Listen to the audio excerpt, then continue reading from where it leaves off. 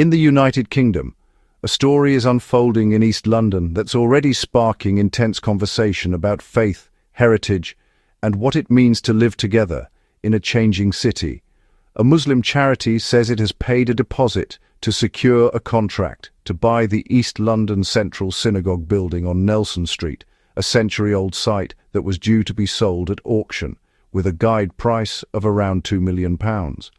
The charity is called Ashaadibi Education Cultural Centre, and its message is straightforward. The organisation says it wants to turn the disused synagogue into a mosque, a community hub, and an education centre.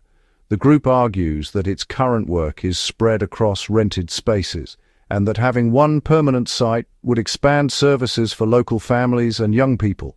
Now, this isn't an informal group. According to records from the Charity Commission for England and Wales, Ashaadibi is a registered charity operating in Tower Hamlets. The accounts list income of just over £170,000 and expenditures close to that for the financial year ending January 31st, 2025. Those filings also note income that includes government grants and describe the charity's work as improving community life through an education and cultural centre. The building itself, marketed as the East London Central Synagogue at 40 Nelson Street, was being sold on behalf of the Federation of Synagogues, according to the auction listing published by Acuitus. That listing now shows the property as sold prior, meaning it was taken off the auction process after a deal was reached. On the numbers, Ashaadibi said it paid a deposit of £235,000. Other reporting has described the deposit as closer to £250,000. Either way, it's a substantial upfront commitment, and the charity's appeal says it aims to raise roughly £3.5 million within 9 months to secure the purchase and fund renovation works.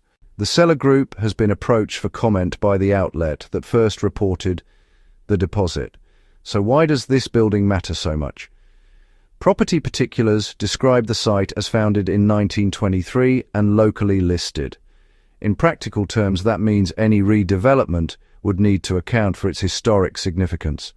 The listing also notes that planning permission granted in 2020 for a 5-storey residential development on adjoining land has since lapsed. And for many in the Jewish community, this is not just another property sale.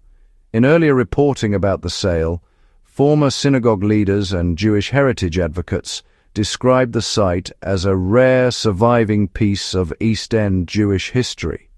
And they said they hoped the building's interior and communal story would be preserved, even as the local Jewish population in the area has declined over decades. That's the heart of the tension here.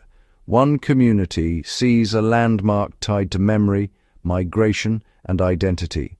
Another sees a rare opportunity to secure a permanent base for worship, education, and social services in a part of London where space is limited and demand is high.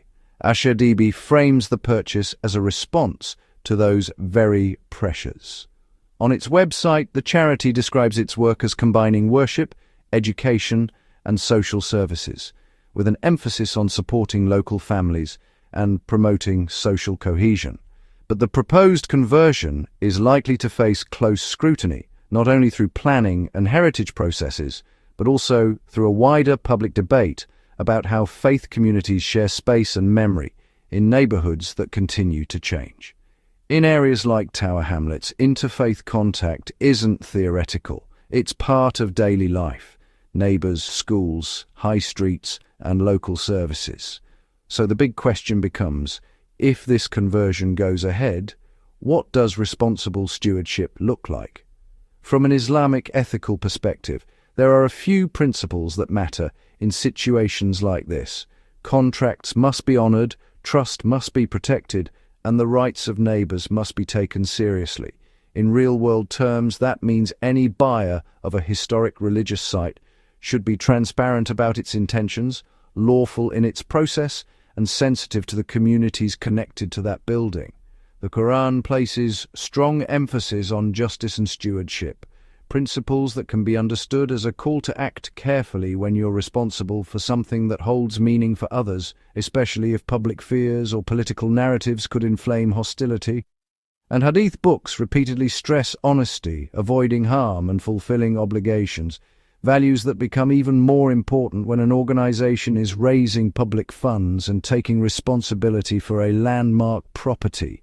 The Sirah also records the Prophet, peace be upon him, navigating multi-faith realities with firmness on principle, but also care for social peace, a useful lens for any Muslim institution trying to meet community needs without dismissing the dignity, history, or emotional ties of others. For now, the deal is at a critical early stage.